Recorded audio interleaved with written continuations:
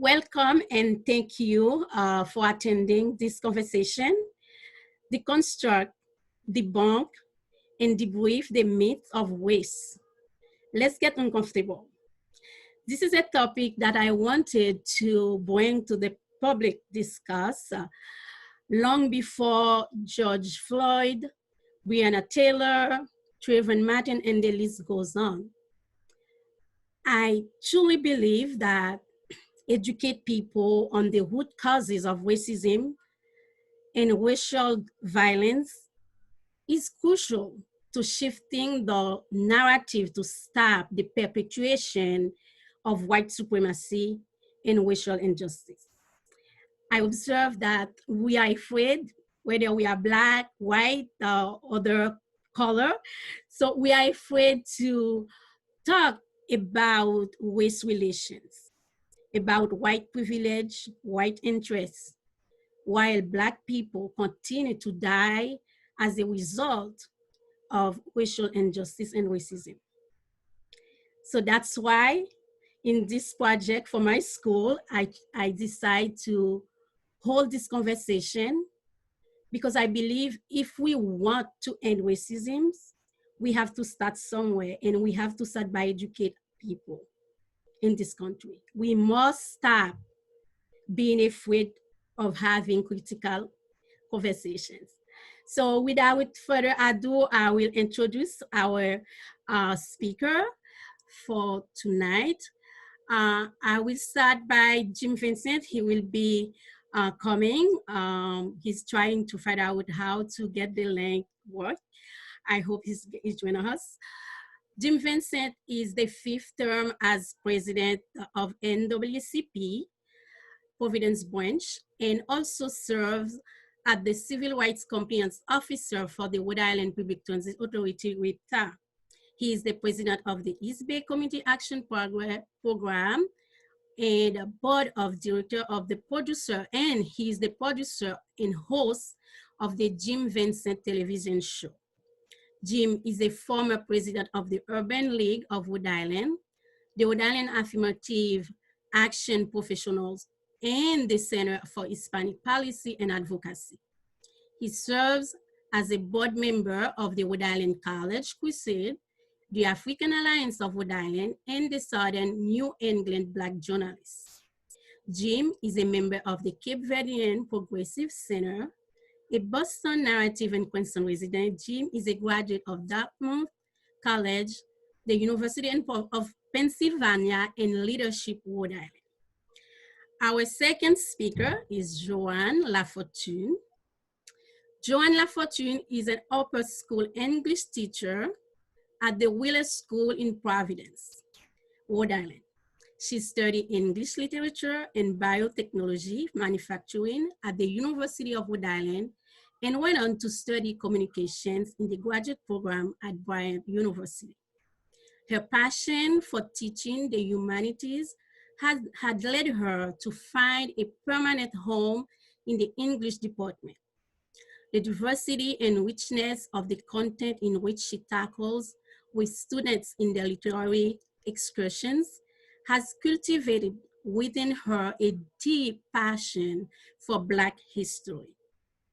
It has motivated her to continuously advocate for an anti-racist curriculum and has inspired her to create workshops for lower school students to learn more about Black history and Black contributions to civilization outside of the will and clutches of oppression.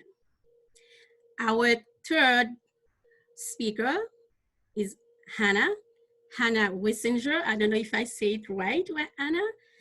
Anna Wissinger, also known as B More 7, is a local artist, activist, and educator. She has been working with youth and creating original social justice-based art, music, and poetry for over 25 years.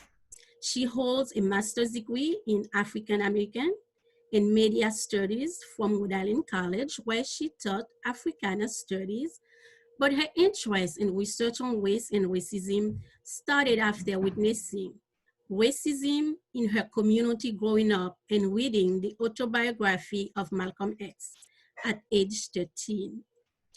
As the former education coordinator for the Rhode Island Commission on Prejudice and Bias, she has worked with thousands of students throughout Rhode Island to address issues of stereotypes, violence, bullying, racism, and hate crimes. Her current work includes teaching physics education, health, and music through a social justice lens at Southside Elementary School, while finishing a collaborative work project with her former colleagues and professor about racism and oppression in education. This conversation, which is the first of the series, is intended to deconstruct the myth of the dominant culture and place in context the history of Black people by centering the role of racism as a catalyst of all the injustice against Black people. Our focus today is to first have a glimpse of what is race, racism, slave trade, slavery, white privilege, white interests, white supremacy, and second, unpack the consequences of racism on the lives of Black people in the United States. My first question, how would you define these terms we just talked about? Racism, race, white privilege, and white interest, and white supremacy.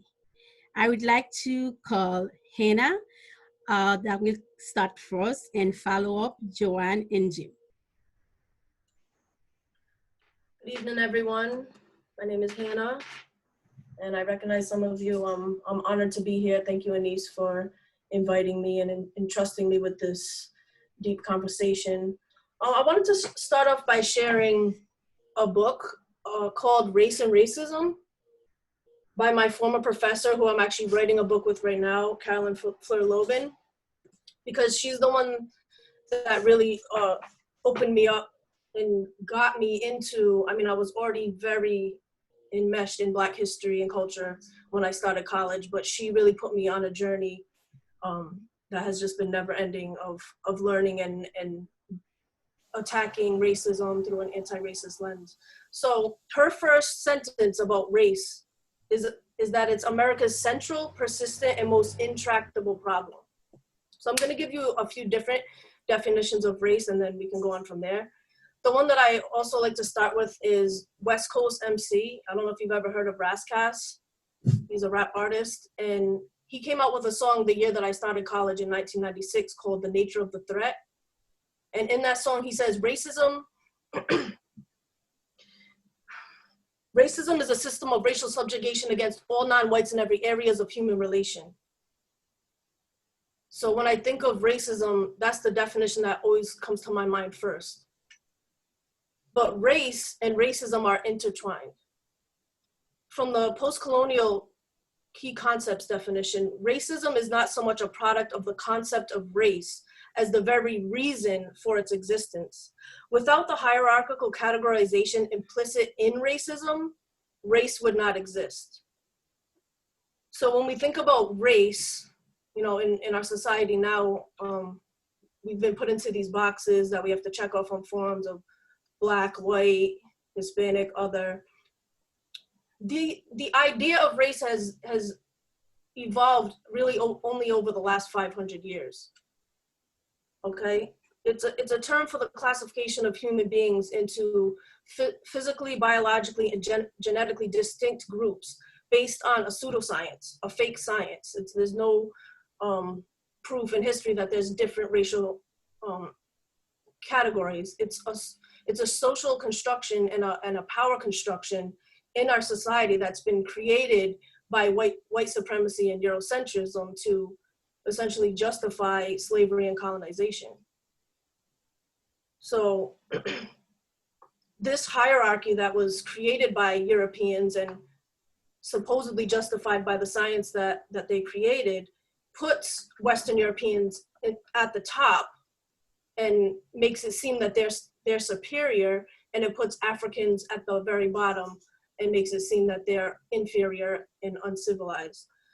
And everyone else is somewhere in between that categorization. But we know through anthropology and science that this is not true. There is one race, the human race, and no one is superior or inferior to anyone else. But a lot of these ideas still are immersed in our society through stereotypes, through the media, and through our education system. Do you want me to go on into the other questions? So I'll quote Bell Hooks. She calls America the white supremacist capitalist patriarchy. So in that song that I referenced by Raskas, Nature of the Threat, where he gives us that definition of racism, he also says that Western civilization means white domination. So we have this Eurocentric idea that's been put upon us over the last 500 years, that's been put upon the world, really. And this is a conscious or unconscious process by which Europe and the European cultural assumptions are constructed as or assumed to be the normal, natural, or universal. So this is what we need to tear down, this Eurocentric viewpoint. So in terms of race and racism, we know that it's systemic, it's institutional, it's in every, as Raskas said, it's in every area of human relation. It's in our healthcare system, our education system. And if you look at the 13th Amendment, slavery didn't end, it evolved into the prison industrial complex. So that's something that needs to be addressed immediately if we really want to tear down the system of white supremacy, is to change the language in the 13th Amendment to state that slavery and involuntary servitude should not exist at all, not as if under the punishment of a crime, which is what it states now. So as we know, institutional racism is deeply embedded into the fabric of our society, but we can't overlook other aspects and levels of racism. There's implicit bias, which is, our unconscious perceptions based on stereotypes that we could be carrying out against people without even realizing it. That's something that we need to really make ourselves aware of.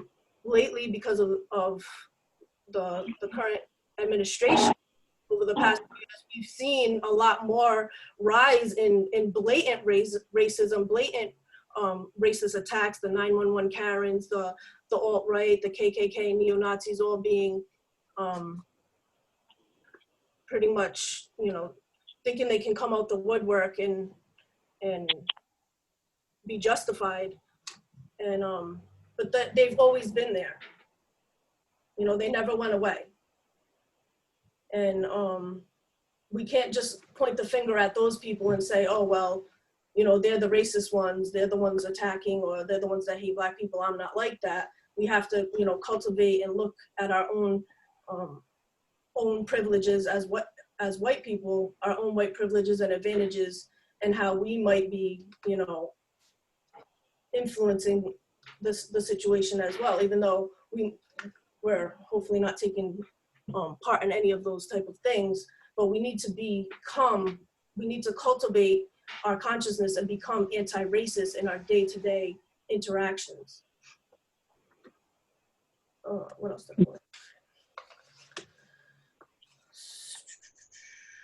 Thank you, Hannah. I think we're gonna come back to you in the second segment. Islam, Joanne, how would you define these terms, racism, white privilege, and the list goes on in this current climate? All right, again, thank you so much, Annie, for just having me here on this panel. I think what we're doing is very powerful, it's very important and necessary. Okay, so how would I define racism, and white privilege? So I would start with racism. Racism, like Michael Eric Dyson and Tricia Rose, I look at it as a system. So Michael Eric Dyson defines racism as racism presupposes the ability to control a significant segment of the population economically, politically, and socially by imposing law and restrictions on their lives. And then we have Tricia Rose, who defines systemic racism as a normalized and legitimized range of policies, practices, and attitudes that routinely produce cumulative and chronic adverse outcomes for people of color.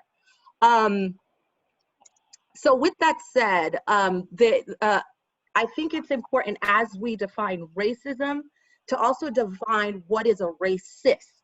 Since racism operates as a system, it takes individual racists to kind of reinforce these systems and keep them in place.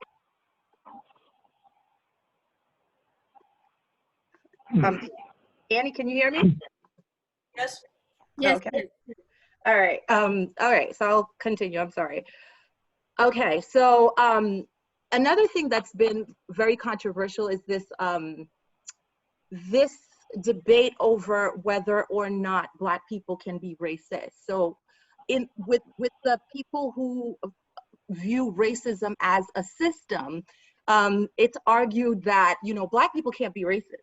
Black people could be prejudiced, but we can't be racist because we do not possess the ability to control a significant segment of the population economically, politically, and socially by imposing law and restrictions on people's lives.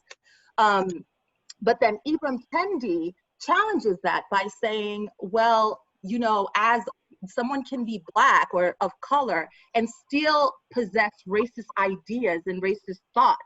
And so when these people are in positions of power, a Black person can help pass policies that oppress marginalized groups. And so can white people. And so this idea of any person can be a racist is very eye-opening, and it challenges us all to really check how much we've been colonized mentally to buy into racism. And so we need to understand too also that race as we know it today, race was created mainly by Anglo-Europeans, especially English, as Hannah was, English societies in the 16th and 19th centuries, as Hannah was hinting towards. Race is an invented political system. It's not a biological division. And that's what Dr. Dorothy Roberts defined it as. And I will go further to say that race is an idea, it's a myth. So with that said, where does the idea of race come from? And in order to understand white privilege, we need to understand sort of the history of how these privileges came to be. So the idea of race did not exist, especially not before 1492, when Christopher Columbus arrived in Hispaniola. So race was invented afterwards, and Europeans created racial categories to kind of explain the differences between themselves and everyone else in the world. So if we look during the times of antiquity, the idea of white or white people was not invented. People's skin color didn't actually carry meaning. It was where they lived, it was their tribe, their geographical location. That was what mattered. And so we even see with the ancient Greeks and the Ethiopians, and Ethiopian at the time was an umbrella term for Africans. And a lot of the great thinkers, Greek thinkers that we acknowledge today, they went to Africa and studied under Africans, indigenous Africans of ancient Egypt, right? So so there wasn't even a term race in their vocabulary. The rise of European in science made the idea of race possible, especially when we're looking at the Enlightenment period. So Europeans created categories to explain these differences, but then, so we identify it as like taxonomy. So taxonomy is old. It's been around for the longest, since, you know, mankind had language. But an example of this, the idea of taxonomy, we see in the Eastern world. One of the earliest pharmacopoeias, I'm not sure if I'm even pronouncing it right, but it was written by Shen Nung, who was an emperor of China around 3000 BC. And he classified different medicinal plants and minerals, plants and animals. And around 1500 BC, medicinal plants were illustrated on wall paintings in Egypt. So that was like a major thing. And we see taxonomy in that. And then we go later on and we see Aristotle was the first European to classify all living things. And some of his groups are still used today. And then we fast forward a little bit more and then we see Francois Bernier, and he actually was the first European scientist to divide humans into groups. So now you see how later on in like 17, and he used physical traits to categorize these groups. In 1735, you see Carolus Linnaeus, and he was actually the first, he also categorized humans into 4 groups based on continents. So he did the Americanos, which he described as reddish, choleric, obstinate, merry, free, regulated by customs. Then he classified Asiaticus, shallow, melancholy, black hair, dark eyes, haughty, ruled by opinion. He did Africanus. This is like black, phlegmatic, relaxed. He said the women were without shame. He described Africans as being indolent, lazy.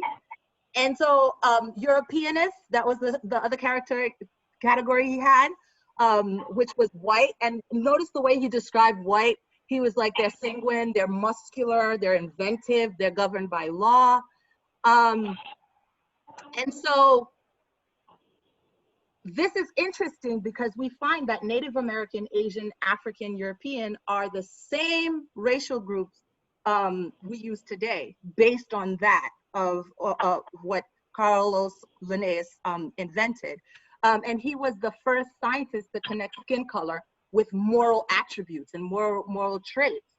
And so the European explanation of white racial superiority quickly reached the Americas.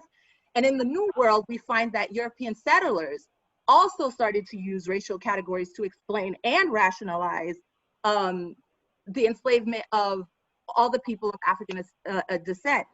And it was in 1681 with the anti-miscegenation laws that we actually see in law the word white.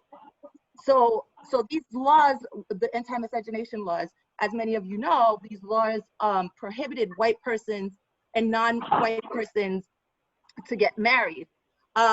So racial categories became after the fact justifications for the brutal and inhumane exploitation of the African Holocaust, as I like to call it, because that's essentially what it is. And what we find now, these racial categories don't even correspond to genetic differences between people. And I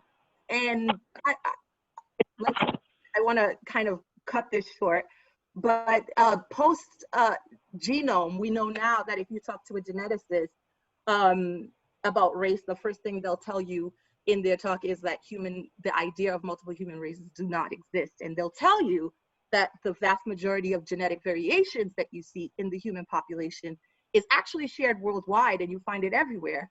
And so also about 85 to 95% of the variations that we do find are not geographically isolated as they try to make us believe at times. And also the government created these new racial, have the power to create new racial categories. So you see for the 2020 census, there were so many proposals to add Middle Eastern, North African, and Hispanic as new racial categories. The federal government, even though they decided to add these, not to add these racial groups, we already know that later on, whether it's the 2030 census, these questions and proposals will come up again. And so understanding these and understanding how this history kind of created an atmosphere, a racist atmosphere that valued whiteness and created whiteness and made whiteness the norm. So white privilege, when you're talking about white privilege, is being born white in a culture that favors whiteness. And so I would like to just share a definition that Dr. Robin DiAngelo has of white privilege, was that it's the automatic taken for granted advantage bestowed upon white people as a result of living in a society of white as its human ideal, and that from its founding established white advantage as a matter of law, and today as a matter of policy and practice. Even though Dr. DiAngelo has really popularized the term white privilege, we know W.E.B. Du Bois talked about, you know, white skin privilege in his own way when he was talking about the psychological wage that enabled poor whites to feel superior to poor blacks. In the civil rights era too, they talked about the white skin privilege. But it was Peggy McIntosh in the late 80s that really put a stamp of this whole dialogue of white privilege and really brought it to the mainstream almost. And Dr. DiAngelo sort of revived it. And so when we're talking about white privilege, a lot of people are like, well, I can't see it. Well, tell me, how am I privileged? Well, if you're looking at this idea, like for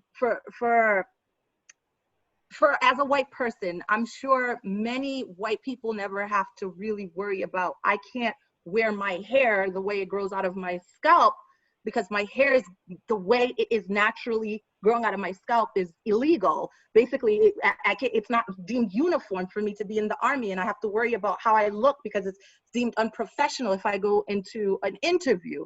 And I'm pretty sure as white people, you can, the person in charge that you often have to answer to is not, you know, Black usually. It's usually someone who looks like you. It's usually a white person. And that's a privilege to see yourself as the norm, as the princess, Disney princess growing up, you know? And so with this, the national discussion on white privilege is so important because historically and presently, there's like this conscious collective of whiteness as social norm, the base, the standard. And so everyone else is, and every other group is otherized. So historically, every group that is considered othered by white people have been problematic, they're problematized, right? And so for Black people, how are they the problem to white people? So the Black body, particularly Black male body, is dangerous and violent. Blacks are considered uneducated, that's problematic. And they're like, Blacks are lazy and unintelligent. Collectively, they are like a social financial burden on society.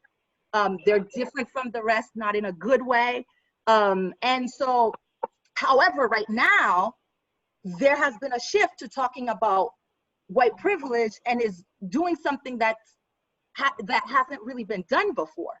Because right now, we're in a space where whiteness is being problematic, is being problematized in regards to other, which it was the other way around. I am going to stop you right here because we have Jim Vincent, president of NAACP, is joining us on call on the phone. He, Jim, are you here? You hear me? I can hear you, Aniece. Thank you very much. Yes, thank you for joining us. We started the conversation. I'm sorry you're having some difficulty with the link, but you're here. The first question, you know, everybody know who you are, and I read your biography already, but we can continue with the discussion today about race relation, and I know you are a professional on this issue and you are talking about it every day, every time, before every thing we see right now in the news. So the question today we are talking about is how you will define race relation. We have Hannah and Joanne that who have been really debate on that and discuss on that. And I would like you to continue. And what is your perspective on race relation, white privilege, and white supremacy? Well, thank you very much. And, I'm not a professor or educator. It looks like you got some very, very learned people on the line. I'm just fascinated by the discussion so far. Clearly, that's above my pay grade. But I'm going to attempt to talk about how I see things. I tell a story about the Civil War, how you got the Confederates, the poor whites, to actually go on the front lines and to fight a war essentially for white slave owners, who had young kids that actually probably did not go to war.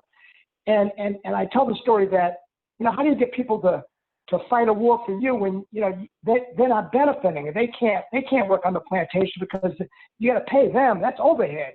And so the plantation owner, is saying, look, it's nothing personal. It's I got to keep my overhead down. If I have you, I got to pay you. So I got these people. I got these slaves. So and then the white, poor white said, well, why should I fight a war? How do I benefit? And then the owner says, wait a minute, those white people in the North, those abolitionists, you know what they think? They think that black people are equal to you. Can you believe that? Now, if that's not worth giving your life for, I don't know what is. Do it for Dixie. And they did in the hundreds of thousands. They had not, a whatever to do whatever in, as they say. I don't want to be vulgar. But yet they were fighting on the front lines. They had subsistence living, and they were doing it primarily because of this notion of whiteness. That's how I saw it. These Northerners, they think blacks are equal to you. So you should be willing to die for that notion, that unholy notion. So I usually give that as an example in the Civil War, and then I talk about Lyndon Johnson in 1967, I guess at Howard University, when he said, if you give the poorest white the feeling that he's better or higher than the highest Negro, you can pick his pockets. And he said, shoot, you give him somebody to look down on, he'll empty his pockets for you. So that to me is a notion of this privilege of whiteness, the feeling that, what's more important than anything is feeling that you're better than a black person. It's more important, it's more important than housing, your family, economics. It really is. And I think it explains why Donald Trump won the election. It wasn't about the economy. It was about culture. It was about this threat to whiteness, white America. Barack Obama had done the impossible, and now, Hillary was going to perpetuate it. And they said, this is about white people, white. It ain't about jobs. And because I just do not buy that. And I think there's been studies after that prove that it was just about culture, period. Nothing about jobs in the Midwest and all these scenarios that I thought that they were trying to do after the election, which were bogus. No evidence. It was all based on culture. This notion of white privilege being white Christianity in America being threatened. That is more important than anything in their lives. They'd rather have no jobs, no nothing to preserve that. And that's different than I think most, not only people, but it just defies the law of the animal kingdom. I mean, when you start doing things that are against yourself, economically and in terms of housing, for anything, let alone this notion of white superiority, this fictitious notion that, and then I talk to white people and they say, well, I'm not privileged. I don't have a big house. I don't have a big car. I says, no, it's not about that. But I see myself trying to explain something that it would be almost like trying to explain to fish water. Very difficult to explain water to fish because people are so used to being in power, they don't understand their privilege because they're so normalized that when you tell them what you're going through, they're almost like surprised. Wow, people follow you? You have problems with your hair on your job? You got to be kidding me. They're not paying attention because I guess their lives in general are so busy, they don't have the time. Or they seek not to have the time, or they don't care when they do know what's going on because they feel that, they're up against it, and primarily they are, but it's not people that look like us, it's people who look like them. People say, but Donald Trump, he's just like me. How is he just like you? He has gold-plated toilet seats. You're living in a $100,000, house in Cranston. I mean, the only thing out of 100 things that's like you, out of 100 things, is one thing: white skin. There's nothing else that relates you to him. Nothing, zero. Don't talk about his Christianity or whatever, because basically, he doesn't believe in that either. From what I can see. So I mean, there's nothing tying you other than white skin. But yet you're going to go over the cliff for this guy, because he's supporting this notion of whiteness in America. That's really what it is. And people are not going to give that up easily. And there's going to be a fight to the finish to preserve whiteness in America. Not whiteness, but white domination in America. So that's how I see it in a very crude sense, because I'm not as learned as you got the people on this panel. And, I don't have all the history in terms of taking the classes and researching and whatever. But I face this situation of dealing with people that have been discriminated against every day. I get a call, and Aniece knows this, every day by somebody that has been discriminated against, housing, jobs, or whatever. And we have to help them. And we have to deal with legislations that really almost is like baby steps when you look at the enormity of the problem. We're trying to get black judges. I'm trying to get a sixth black judge out of 90. I mean, it should be 30. But you got to do what you got to do in terms of where you are. So we're fighting all kind of battles, and we're just trying to move the ball just a little bit down the field. We know that in order to really make progress, everything has to be demolished and turned upside down, and systems, and this institutional racism and implicit bias that's run amok. We understand that, but we choose as volunteers to do our part, as small or as incremental as it may seem, because it's necessary. And we have 22 branches, and we work hard every single day as an organization. And I can't think of another organization that's like that. Yes, thank you, Jim. We know how you work on those issues, and it's an honor for me in particular to have you in this panel talking about this issue. And as I mentioned, these terms we just talk about racism, white privilege, they have consequences and how they impact the lives of people. As we are, I think it's already 5:45. It's a subject that needs an entire year, not even a year, to talk about. I said it's a first of a series of conversation that I really want to continue to work on. And as this time we witness at COVID-19 how Black people are impacted on a healthcare perspective, and we know that's at this moment everybody just like talking about racism and talking about inequality and inequities. But we've been talking as Black people, we've been talking about it for 400 years, and I think people didn't listen or they didn't believe that it exists. So as COVID-19 hit us and everybody sees it, and racism impacted us in every aspect of our lives, as we said, and educational, economic, politics, and everywhere. I would like to ask briefly, because it's already 5:46, briefly to conclude. I think we would ask one question, if someone have one question, before we ask to close with my second question. How we know we will not have a lot of time to really expand on the second question, but if there is somebody has one question about everything that has been said so far.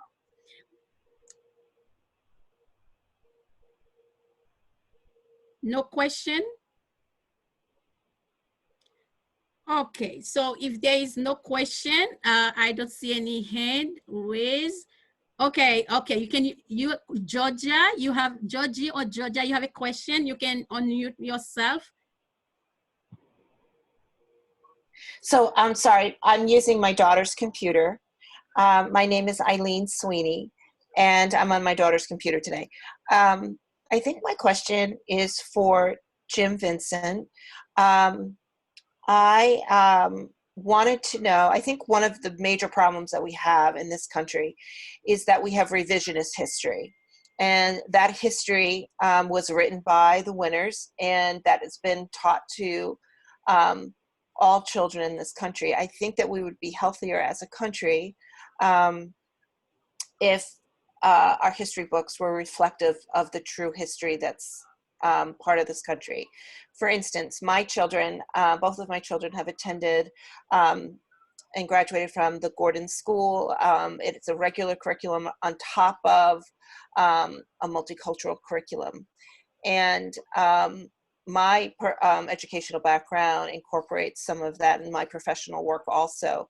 So I wanted to know, and I don't know if Jim can answer this, I know that in the private school arena, more schools are moving towards a multicultural curriculum that is, shows the reflection of this country. But I didn't know if Jim, you know of any initiatives that are happening within the public school or education industry that's incorporating this. Yes, good question. Actually, a friend of mine, or friends of many, Keith Stokes of the Black Heritage Society. Yes, sure. For years, he's been trying to institute K through 12, basically multicultural or real history into the Rhode Island schools. And I think there has been legislation in the Senate and the House that has addressed this. And I'm not quite sure. I think it might have passed. I don't know when it's going to be fully implemented, but I know Keith Stokes is the person to ask. I know that he has supported legislation that would address that issue, K through 12, in terms of Rhode Island public schools. And, I'm just not sure where that's at, but Keith reminds us all the time that, it's okay to get rid of the word plantations and all this, but what's probably most important is that multicultural education from K through 12. He's always saying it, and I agree. K through 12, let's get it right. I remember when I was in kindergarten, they were still, having us read Little Black Sambo, So it's just so vital from the beginning of a child's education to get the real history and not his story. So you're right. I'm going to talk to Harold Metz probably tomorrow about something else. I'm going to ask him where that legislation is. Was it passed last year in the last session? And if it hasn't been, what's the likelihood of it getting passed this year? Because it's vital, and I agree with you, it's important. Thank you, Jim. Yeah. I can speak directly to that, if I might. Let me go back, because I'm actually part of the one who initiated that legislation. As Aniece said, when I was 13, I was reading Malcolm X, and I was reading a lot of Black literature and educating myself on Black history. And my goal at that time, because of the Eurocentric curriculum that I was being taught in public school, was to change that curriculum. So ever since I was 13, I've been working on that goal. And in college at Rick, I did my master's thesis on Black representation in United States history textbooks. And while doing that project, I found out about the Amistad Commission. That was legislation in New Jersey and a few other states that infused African and African-American history and culture into the curriculum K through 12. So I said, this is amazing. This is what we have to have in Rhode Island. And that was my next goal. So at a conference, a librarian conference in 2013, I spoke up. I said, we need to get this Amistad Commission. We need this legislation. I've been doing the footwork on the ground in schools on my own, but we need this, statewide. And yes, Keith Stokes is the one who drafted the legislation. It did pass. We got it passed in 2014, but the commission took a little longer than I expected to get the ball rolling on that. And they finally released the actual resources in 2019, and it's on the RIDE website. So you can go to the RIDE website, look up African American history, and there is a page of resources. My thesis is also on there, and there's tons of information. But the next step, because that's not enough. It's not enough to have a page of resources for teachers. We need to educate teachers, train teachers, because they're not getting this history in schools themselves. So this has been my lifelong passion and goal, and it's still in the works, but we are making progress. And like I said, you could go to that site and access those resources, but we really need to make it mandatory K through 12 across the state, or otherwise teachers, unless they have a vested interest, aren't going to have the time or probably even know about it to actually use it with their students. Thank you so much, Hannah. This is one of the goals I have as well. As you know, I'm running for city council in my city. And one of my goals is have a resolution to mandate African history in this curriculum. So that's one of the, so I think we have a great team, Joanne. I talked to Joanne about it, and then we can make a big team to get that done. So that's one of my goals. If I'm elected in November, my first priority will be to introduce a resolution to mandate African Americans history in the curriculum in Princeton. So I think we have 7 minutes to 6 o'clock. I would like to ask everyone, Joanne and Hannah, and to just close for us just briefly, because we do not have time to go over the next part of this conversation. And I will have you back, all of you who are here. So I think this conversation is just started, and I am also, I say thank you to Council President Sabina Matos of Providence. She was here with us. She has to go. Thank you so much, President Matos. We appreciate you for being here in this conversation. We have Pastor Chris. Pastor Chris, I cannot say your name really well, but I can say Chris, but I don't want to miss the last name, Pastor. And we appreciate you being here, everyone who being here. Please, I would like you to say a few words, each of you, Joanne, and because my question was about how we know already the consequences on every aspect of our lives as Black people. We want to continue the conversation we just started today, but I would like you to briefly close. Oh, me? You would like me to briefly close? Just a few things before we end the conversation today. Okay.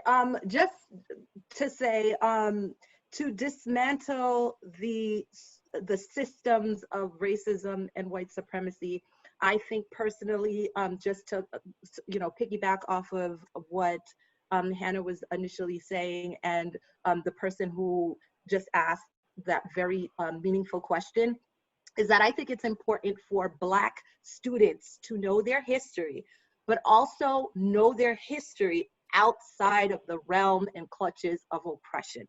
Because what that does for them is it raises their racial esteem and it raises their self-esteem. And what it does for our white students is that for the first time they can see Black contribution to civilization and see Black people and their humanity as equals, as equal participants. And so you can drill till the cows come home and say, be anti-racist and stop asserting your white privilege. But until, people see the Black people outside of oppression consistently, it's going to be hard to move away from these internal biases. So I do encourage everyone to continuously educate yourselves and push for your schools, for your teachers, challenge them, yes, to move outside of their comfort levels. Because if you're an educator, you're a lifelong learner. So it is your job and your business to make it your business to educate yourselves in subject matters that are not your own. So as an English teacher, I can say I do that, teach history and English. Not because I want to. We have 2 comments before I close. Elizabeth Molani says, teachers should be educated, but also parents. Parents have a responsibility to educate their children in anti-racist curriculum. And President Sabina, Council Sabina Matos say, I have another meeting to go, but how we can teach Black history and more specific American Black history to new immigrants, maybe as part of the curriculum of English language learner. So I think I want to really thank you all we have Dylan Zelano. He is a candidate for City Council at large in Queenston who's joining us. Thank you, Dylan, for being here. I appreciate that. Thank you to everyone. I have so many, Molani, Leanne, everyone, Hope and Change for Haiti board member here, La Fortune, Fred, Abela. Thank you, Jim Vincent, for your support. Thank you, Hannah. Thank you, Joanne. I'm gonna give you another appointment.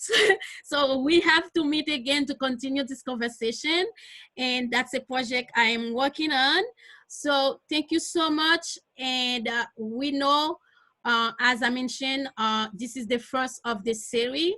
And I believe we need to educate until we stop the spread of racism in our home, our schools, and our workplace.